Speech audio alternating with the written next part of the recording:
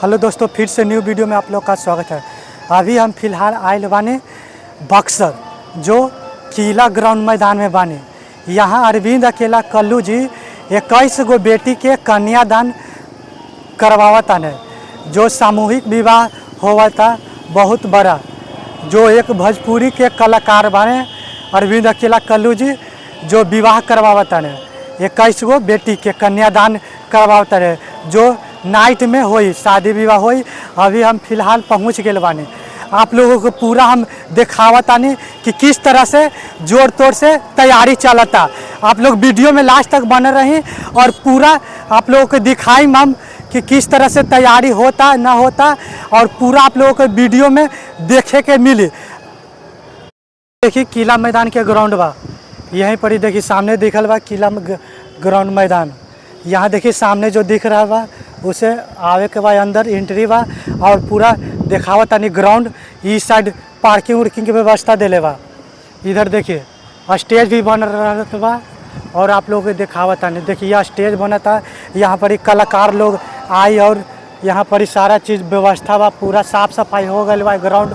और रात में आप लोगों को पूरा हम वीडियो दिखाएं, आप लोग ब्लॉग में बना रहिए।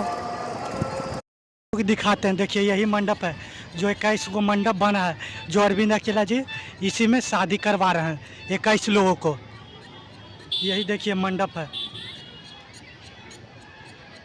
इसी में होगा शादी। शाम को 6:30 बजे से स्टार्ट होगा, शादी का प्रोग्राम चालू हो जाएगा। आप लोग देख सकतानी कि पूरा सामान लगल बा, जो देवे ला आइल बा और आवता। अभी गर्मी बहुत कैले बा, इसीलिए धीमे धीमे सामान रखा था। और नाइट में आप लोगों को पूरा दिखाई बन रही है वीडियो में लास्ट तक। और देख सकतानी कि देखिए यह पूरा दम रखल बा, सोफा बा लेडीज़ के, एथी बा देले बा, कुर्सी टेबल, जो भी सामान बा जो काफ़ी सारा बा।